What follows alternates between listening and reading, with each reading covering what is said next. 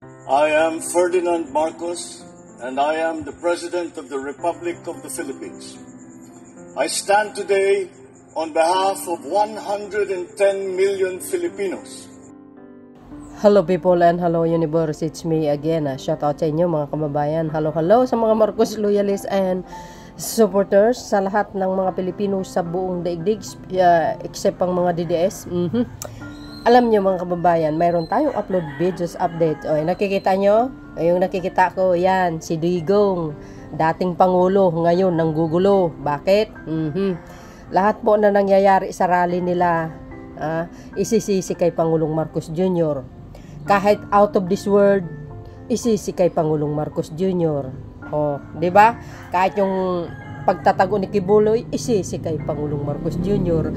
Kahit yung PDLX, isisi kay Pangulong Marcos Jr. Lahat na lang inisisi sa Pangulong Marcos Jr. sa Marcos administration. Hindi mo alam guys kung anong klaseng mga tao ito, di ba? Wala naman guys na nakita natin na inaway sila ni Pangulong Marcos Jr. o talagang dihado sila ngayon sa administrasyon ni Pangulong Marcos Jr. Dapat nga magpasalamat si dating Pangulong Digong Bakit? Safe siya sa ICC. Kung Dilawan lang nakaupo guys, matagal na sa kulungan yan Kaso lang hindi Ligtas pa rin siya sa Marcos administration kasi hindi nga pumayag. Pero dahil sa mga rumors ngayon na lumalabas sa social media na ang ICC nag-imbestiga, hindi po natin alam kung ano ang magiging desisyon ni Pangulong Marcos Jr. Kasabi nga ng DOJ, i-briefing si Pangulong Marcos Jr. tungkol sa pag-iimbestiga ng ICC. Yan po ang abangan natin, ang magiging desisyon yung ni Pangulong Marcos Jr. tungkol dito sa pagpasok ng ICC kasi arestuhin na ito si Digong. Pero dahil dito mga kababayan sa kanyang patutsada yung rally nila itong 2024 Mayo diyan po sa Tacloban po hindi natuloy mga kababayan dahil po ayon sa Pag-asa mayroon pong bagyo. Yun po ang kadahilanan. Pero ang reason nitong mga mautog rally na ito guys, hinarangan daw sila ng pamahalaan. Sinisisi na naman. Kaysa daw hinarangan nila ng mga malalaking truck, nakabalandra daw doon sa plaza na yun na kung saan i-held ang kanilang rally. May mga malalaking dump truck na nandoon. Hindi nyo nga iniisip na matagal na nakabalandra doon talaga ang kanilang mga ang kanilang mga guys, pagpaparkingan. Ba't hindi nyo tanungin doon sa LGU? Kung yung mga dump truck na doon, mga kababayan, doon talaga nakaparking. Ayun, hindi na naman natuloy ang rally nila.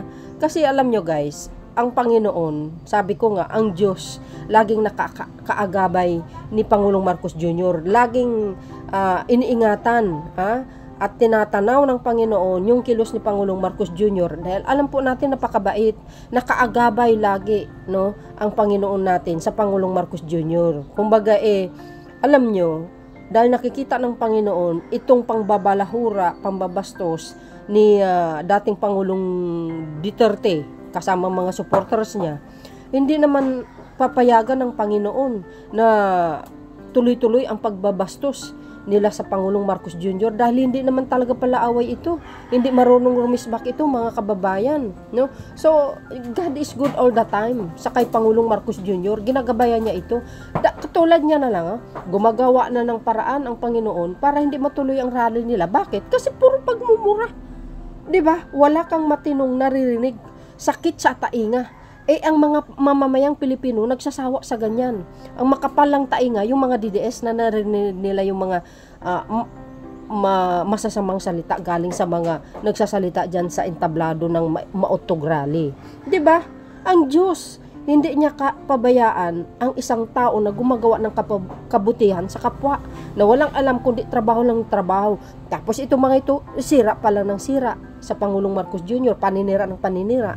So, dahil dito mga kababayan, ayun, naghihimutok na naman ang butsi ni Digong mga kababayan. Isinisi na naman kay Pangulong Marcos Jr. ang hindi natutuloy yung rally nila nung 25. Di kayo naloka, grabe. Tingnan nyo nga, umuulan nung that time na yon. Kung nagrally sila, di basang-basa sila ng ulan. Di ba? Ngayon, pag nabasa sila ng nabasa sa ulan, nagkaroon ng bagyo, isisi na naman kay Pangulong Marcos Jr. Ano bang klaseng mga tao ito? Ito si dating Pangulong Digong, alam niyo, sayang lang yung yung dangal niya bilang ex-president, guys. Kasi lahat yun parang nabubura Dahil hindi maganda ang ugali nito. Ika nga, sabi ko, dating Pangulo, ngayon ang gugulo. Dati ang nanggugulo yung mga dilawan, ngayon yung mga berde na naman. Oh, 'di ba? Yung mga STL, grabe. Sila na ngayon ang bagong oposisyon. Hindi mo alam kung ano pa ang pinaglalaban nila. Or gusto nila talaga paupuin si Sara, kaya nanawagan sila, resign BBM, gano'n. So, my goodness, guys, pagod na ang mga tao. Hayaan nyo na ang Pilipinas, manahimik naman. Si Pangulong Marcos naman na magdadrive, mamuno bilang Pangulo. Halal ng taong bayan yan, hindi nyo basta-bastang pababain. Tingnan nyo sa social media, pinagtatanggol siya ng nakakarami. O, diba? Kasi nakikita nilang galaw ng Pangulo. Tapos, babanatan yung nababanatan. At sino naman kayo? O, ano naman ang pinaka mabigat na dahilan para paalisin nyo? Tapos, alam mo ito si Digong, guys, gusto lang nila talaga paupuin ni si Garutay. Wala namang kaalam-alam, my goodness. Ang hilaw pa. Ang hilaw niya. Tingnan nyo sa DepEd, ano ang naging achievement nyo? Ilatag nyo. Spread nyo sa buong media. Sige nga. Pati itong pagka-BP niya, ano po ang nagawa niya? Anong na-achievement niya sa 2 taon? Ilatag nyo mga DDS para malaman namin, para maniwala kami. Pero pag wala kayong maipakita, tama na yung panggugulo nyo. 'Di ba? Kay dating Pangulong Digong, tama na. Yung rally nyo, wala kayong benefits na makukuha dyan. Yung panawagan ni Alvarez na parang udyukin ng AFP, anong nangyari? Binalikan sa inyo. Napahiya kayo doon. Dahil sinabi, suportahan nila ang mamamayang Pilipino, suportahan nila ang Marcos administration. Kasi magaling mamuno ang Pangulong Marcos Jr. Hindi nyo ba naisip yung kanyang ginagawa ngayon, mga kababayan? Puro trabaho na naman. Ayan. Tingnan nyo yung bagong invest ni Mr. Rason. 4,000 na magkikreate na magkakaroon ng trabaho dun sa bagong solar resort na yan. My goodness, ang kayo makakitang ganyang klaseng Pangulo? Hayaan natin magtrabaho si Pangulong Marcos Jr. Suportahan na lang natin. Lahat tayo makikinabang, mga bes. Grabe ito si Digong, guys. Grabe, intindi. Ito, basahin ko sabi po ng balita dito, mga kababayan, naglabas daw ng sama ng loob si Digong. Naglabas ng pahayag si dating Pangulong Rodrigo Duterte hinggil sa naonsumi nilang maisog mautog rally sa Tacloban dahil umano sa pagbigil ng administrasyon ni Pangulong Ferdinand Marcos Jr. Biro, lahat na lang isisisi. Pati pag ulan ba, isisisi pa kay Pangulong Marcos Jr.? Ewan ko ba, guys, napaka-professional. Alam niyo, totoo, professional mga tao na ito. Abogado pa ito, pero nawawala ang pagka-professional nila. Para sing mga illiterate, hindi nakakaintindi. Ayun nga ang ina-anunsyo ng Pag-asa Basahin natin. Ito lang mga kababayan, short lang tayo. Sabi po dito, hinggil sa naunsyuming maisog rally sa Tacloban, as a part of the Marcos administration policy of stifling peaceful dissent, they are doing everything to prevent this rally from happening. Agay, Mr. Digong, it's a sad day for Philippines democracy. On second thought, this is a challenge for us to prove that we deserve the democracy. We are all deserve the democracy. Tatay Digong, kaso lang yung demokrasya nyo, hindi na demokrasya yung ginagawa nyo, intentionally na yan pambabalahura na and the rights that come with it. As someone once said, they have rights who dare defend them. Lahat tayo may karapatan. May paglalaban tayo sa sarili natin. Pero ang tanong, ano po ang pinaglalaban nyo? Ano ba ang pagkakamali na ginawa ni Pangulong Marcos Jr. para magrarally kayo ng ganyan? Sige nga, di ba guys? Wala naman siyang ginawang masama. It is on the defense of those rights that we speak up and continue to speak until those who seek to deprive us of them will get the message that we will not allow them to do so. Why? Yan guys, wala namang naman ginawa si Pangulong Marcos sa kanila, guys. Hindi naman sila inaaway, hindi naman sila ginigipit. Sila na lang ang nanggigipit sa sarili nila. Sila na lang tuloy ang kuda ng kuda sa social media. Sila ang nanggugulo. Kasalanan pa ngayon ni Pangulong Marcos Jr. Saan kayo makakitang klaseng mayroong utak itong mga ito, mga kababayan? Sige nga, lahat tayo, guys, nasa demokrasya tayo ng bansa na ito. Pero yung ginagawa nila, puro mura, panlalait, pambabastos. Oh, si Pangulong Marcos nga ngayon ang lumalabas na nanggigipit. What the heck, di ba? Sila ngayon, si dating Pangulong Digong ang nanggigipit, ang nanggugulo. Dating Pangulo ngayon ang nagugulo. O, di ba? Kaya naisip ko tuloy, siya talaga ang parang nag-uudyok na para magkaroon ng destabilization against the Marcos administration. Yan ang aking kaisipan lamang. Tingnan nyo, guys, tingnan nyo yung mga nagko-comment. O, basahin. O, katulad yan, mga kababayan, o, ano ba ang dahilan bakit nagrarally para pabain sa pwesto ang presidente? Murahin, sabihin ng masasakit na salita. May proof ba kayo na nagkaroon ng major failure ang current administration nyo? Say, guys, mga nagko-comment. Pinagtatanggol si Pangulong Marcos Jr. because nakikita nila yung magandang pamumuno ni PBBM. Diba wala? Puro herse. Mukha din naman sa kapakanan ng bansa ang pinaglalaban nyo eh. Mukhang pang sarili interest lang. O, ayan, tumpak. O, see? Hindi talaga yan para sa mamamayang Pilipino, yung pinaglalaban nila sa rally. Kundi self-interest. Isa lang po ang nakikita natin. Gusto nilang paupuin si Sara Duterte dahil once na nakaupo yan, guys, matik yan. Mabubura yung mga issue against sa kanila. Especially the secret agreement. Kasi nagkakaroon ng investigation. Di kayo naloka. Wow! Itong mga tao na ito, grabe. Nagmamakaawa ka ngayon samantalang ang panaghoy ng mga nakakaawang magulang na yakap-yapak ang wala ng buhay nilang manghal sa buhay ay hindi nyo pinakinggan. Ito yung the wars on drugs, yung maraming biktima na namatay, no? O yan pa, tumigil ka na please lang para sa ikakatahimik at ikaunlad ng bansa. Enjoy mo na lang ang buhay mo. Nakakaumay ka na. Di ba? Nag-sign pa ng kanyang kamay. Guys, hindi naman natin sasabihin na walang nagawa si Digong. Mayroon naman, mga bes. We are considered na siya ay magaling naman din na mamuno. Mayroon naman kapalpakan, pero part siguro, guys, ng bawat presidente may palpak na gagawa yan no? Pero ang sa atin lang sana tumahimik na lang, hayaan na lang si Pangulong Marcos Jr. magtrabaho. Kasi yung siya naging Pangulo, wala naman nagkukuda-kuda, mga kababayan. Di ba? Pinabayaan lang siya. Ngayon nakikita yung mga kapalpakan, guys. Ngayon lang lumalabas yung mga hindi maganda, tulad na lang secret deal. Di ba? Isinuko ang Ayungin Shore sa Chikwa. Nagkaroon ng secret agreement. Ayan ang sinabi ni Attorney Puke. Tulad na lang ito ng Parmali issue. May Jesus Mariusip. Alam nyo guys, mayroong isang pinagawa ang Duterte administration na tulay sa Isabela. Mahigit 600 million plus ang nagastos, pero hanggang ngayon, mga kababayan, hindi po nagamit kasi umuuga-uga. Yan po according to Congressman Erwin Tulfo. Wala hanggang ngayon. Sayang lang yung pera. 600 million plus. Diyan po sa Isabela, mag-research kayo para malaman nyo. Ito swapang sa kapangyarihan, hindi titigil hanggang hindi sirain si PBBM, pero hindi siya magtatagumpay. Hindi pumapanig ang Diyos kapag masama ang hangarin sa kapwa. Tama! Tandaan nyo, guys, according to the Bible, ang taong umalipusta sa kapwa ay ibababagsak ng Panginoon yan.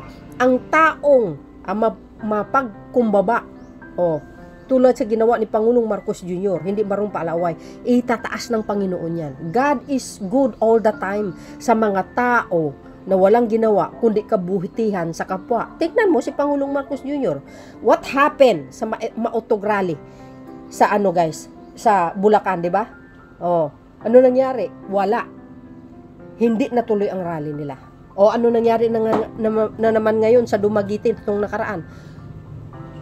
Wala, hindi natuloy ang rally nila. Ang ginawa nila, nagmarcha na lang sila. Di ba? Sa katigasan ng ulo nila, hindi sila nagpapigil. Nandoon pa rin sila, nagsasalita, ilan lang sila. Ngayon, sa Tacloban, wala na naman, hindi na natuloy ang kanilang rally sapagkat ang Diyos mabait sa Pangulong Marcos Jr. Lahat maraming paraan para hindi matuloy yung mga taong gumagawa ng kasamaan. Ano naman ang next? Abangan po natin yan. See? Sabi dito, tama ka akla. Umay, Digong, pahinga ka na, matanda ka na. Alam nyo, kung ako lang si BP Sara Duterte at yung mga anak niya, hindi niya na dapat payagan ang ama niya. Guys, nakikita nyo ang sitwasyon ni dating Pangulong Duterte, parang nakakaawa siya talaga. In fairness naman guys, no? Matanda na siya. Dapat niya sa bahay na lang. Tingnan nyo, halos hindi na makakapaglakad, pati pagsasalita nauutal. Diba? Bakit itong mga anak niya pinapayagan ang ama nila na sumasama sa rally na kahit hindi na nakaya, kinakayanan na lang. Itong mga politician na sa around niya, sa paligid niya, ginagamit siya. Hindi man lang sila naawa. Sa dating Pangulo, tingnan nyo. Tingnan nyo. Ngayon, mamaya, biglang natsugi yan. Kasalanan na ni PBBM sa gitna ng rally. Ano ba ang pinaglaban nitong mga to? Yan, bangag kasi panay singhot. Ayan. Oror ka. Ayan. Pero alam nyo guys, kung ako ang tanungin nyo, si Pangulong Marcos Jr. 101% negative at hindi gumagamit na anumang klaseng droga. Kasi lumaki ito guys na very well mannered, very disciplinary galing sa kanyang mga magulang. Yan ang itinuro sa kanyang dati ni Marcos Sr. na alagaan mo yung sarili mo, wag mag-involve sa mga anumang klaseng masamang gawain. Dahil darating ang araw, magiging Pangulo ka ng Pilipinas, alagaan mo ang iyong pagkatao, yung kredibilidad ng pagkatao mo dapat malinis bago ka tumakbo sa pagkapangulo. Tama naman yun. 'Di ba guys? Kasi hindi sa tatakbo kung mayroon siyang ginagawang hindi maganda. Kasi ikasasira ni Pangulong Marcos Jr. Pero dahil napakalinis ang Pangulo, wala kayong maibubutas. Itaga nyo sa bato, sa ulo ni bato. Totoo yun. Tama yun. Ito, naghahanap ng kaming waray si Buetre. Baka sakaling danayan siya pag dinampot ng ICC. Huwag nyo sabihin lahat ng Mindanao, pro Duterte, no? Hindi pwede. Diktador dyan. Marcelo na ba? Diktador Junior. Malayo yan. Kayo lang nagsasabi niyan. Sa ICC na lang po magpaliwanag. Traidor talaga. Sabi nila kay Pangulong Marcos, grabe. Alam nyo, pag sinagot ko kayo na sinabi traidor si Pangulong Marcos, pag sinagot nyo, pag hindi kayo nakasagot sa akin, ay ewan ko na lang.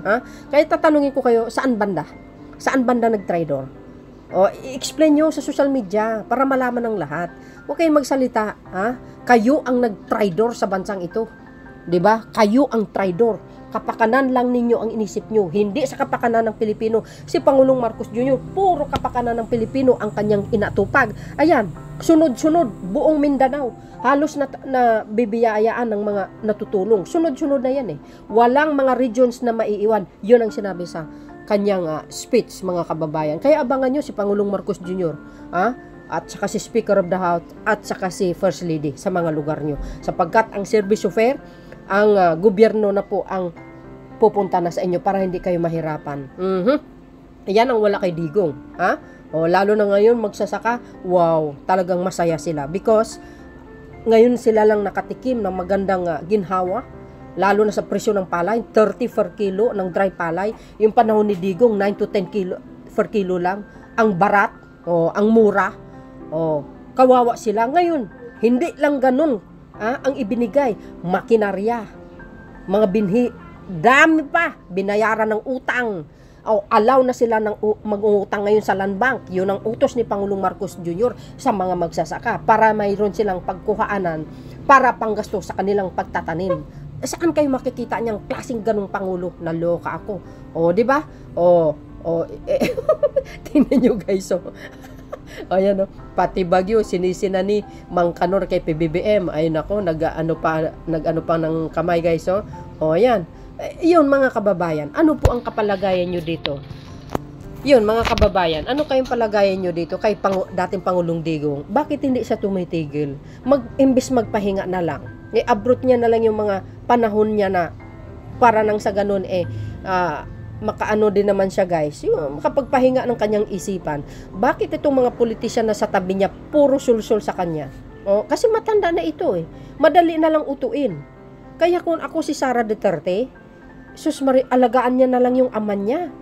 Kaysa napabayaan niya na lang na magrarally kahit wala namang, kahit ugod-ugod na magsalita. Kaloka naman, oo. So yun, no? Congratulations sa inyo. Hindi natuloy yung rally nyo. God is good sa Marcos administration. Sorry to say, pero yun po ang katotohanan. Hindi kayo papapayagan ng Panginoon. Natuloy-tuloy ang pangbabastos nyo sa Pangulong Marcos Jr. Although, nagsasalita kayo ng masasama sa social media, pero hindi na po kayo kakakatigan ng mamayang Pilipino. O, ano nangyari kay Sara Duterte? Bagsak ang rating. Kasi kagagawa ng ama niya mismo. O, siya ang nangunguna. O, yan, tuloy. Madaldal, marites ito sa social media. Parang si Atty. Poki din. O, yan. Hanggang sa dulo yan, bagsak ang abutin nyo. Imbis na tulungan yung administrasyon nito para lang makatulong para sa lahat, and ginawa nyo ng gugulo. So yun guys, see you again on my next upload video. Ako, dapat ito mga to, no? Huminto na. Kaloka, nakakasawa. So, see you again on my next upload video. Bye, bye, bye, and babos. God bless Philippines. Kayo na po guys, ang bahalang humusda kay dating Pangulong Digong.